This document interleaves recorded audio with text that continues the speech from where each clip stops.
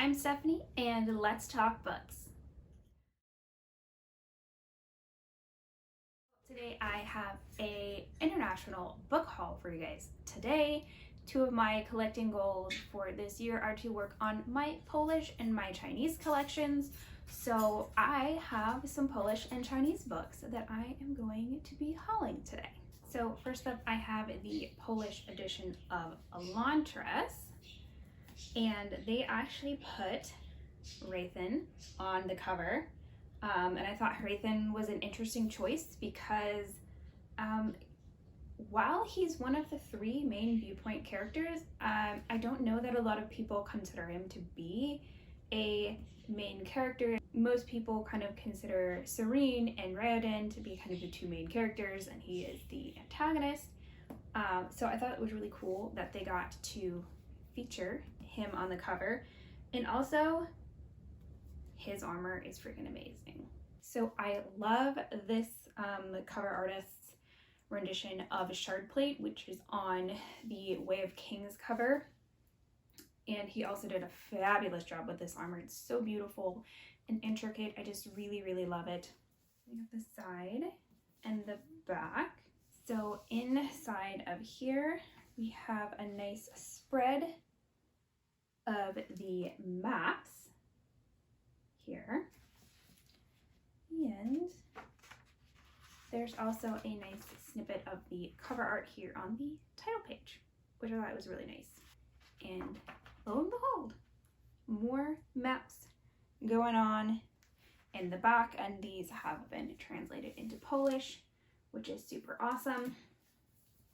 Now, one thing about this edition is it does have the notation of special edition underneath.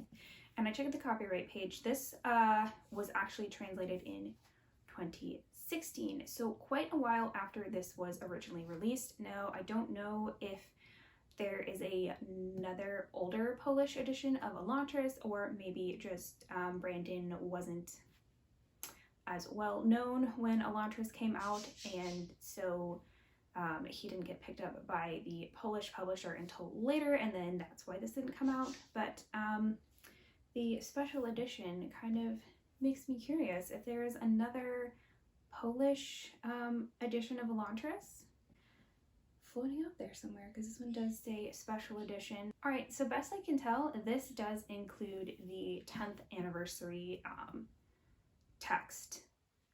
Now, I don't speak any Polish, but it does include the extra chapters and the postscript from the 10th anniversary edition from Brandon in the back.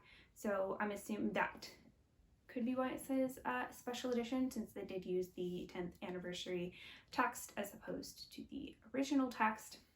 Next, I have a Stormlight Archive book. This is Oathbringer Part 2.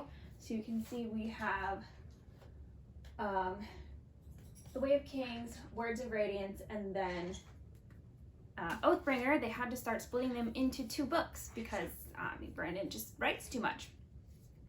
So this is the second part, and we have Kaladin and Syl on here. I love that they even have his little tattoos, his slave brands up there, and it's a really cool version of Syl. And then he's got his Syl spear.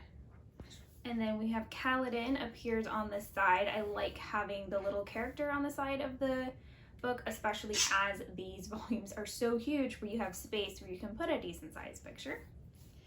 And on the back we have the blurb and a little peekaboo of Syl. And again, on the cover page we have a little Kaladin from the cover art. So super awesome. I'm actually a little bit behind on my book hauls, so there's a couple more Stormlight books up there, which you will see in a future video. So next I have some Chinese books. This is the Infinity Blade, and one of my collector friends let me know that this was available for very cheap on Amazon, so I went ahead and picked this one up. This is my only copy of Infinity Blade. This is one of the rare Sanderson books to get, and this one does include both the two Infinity Blade stories. So in the US, the Infinity Blade series was published in 2 volumes, Infinity Blade Awakening and Infinity Blade Redemption, and they are among the most rare of branded books that you can get, and I do not have either of them, but I do have this Chinese edition. I really love the cover. I think that it's really cool. I mean, that's a really awesome looking sword on there, and I do love these Chinese covers. And then the back, it's got a really cool design again with the little blurb. I haven't read these, and I have no idea if this is something that's from the book or if this is just something that the cover artist decided to add onto the front and they just included on the back, because it is a pretty cool looking design. But I really loved the color palette of this, and I was very happy to get this. When I ordered that, Amazon got me with the whole spend $25 and get free shipping thing, so I also picked up the Chinese edition of Alloy of Law. So I happen to think that the second order Misborn Chinese covers are not nearly as cool as the first one. These ones all feature guns, as opposed to the really cool like stained glass with the characters from the original one, but those are much harder to come by. So I picked this one up. Like I said, this is Alloy of Law. It's got a gun on there. This looks to me kind of like a pocket watch. I'm not sure. And then it's got a little vial on top and then some mist going everywhere. And then the little allomantic symbols. And then the back. But this came with a little surprise. So for the second era Misborn books, when they released, they also came out with these sample newspaper sheets to go along with each of the books. And these are definitely a cool swag item, but they can be a little bit difficult to track down now since the books have been out for a while. And I was very surprised to find that this one came with the Ellendale Daily broadsheet in English. I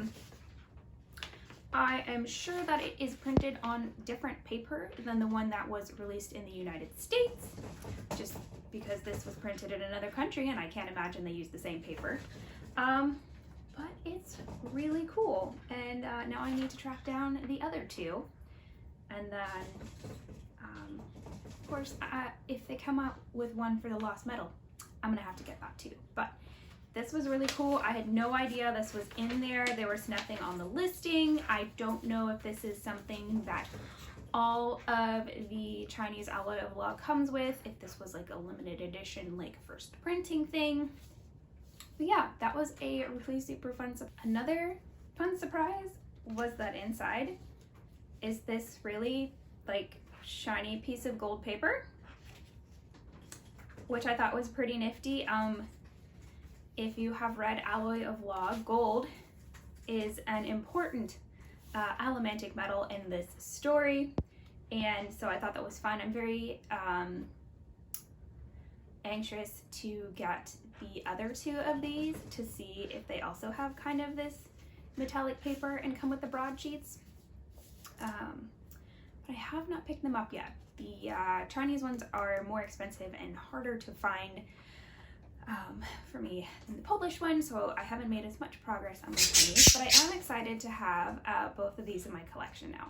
So that is going to be it for today's haul. I hope you guys enjoyed a look at some of these beautiful international editions, and I will see you next time.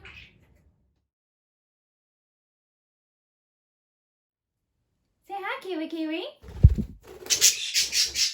Then maybe Finn.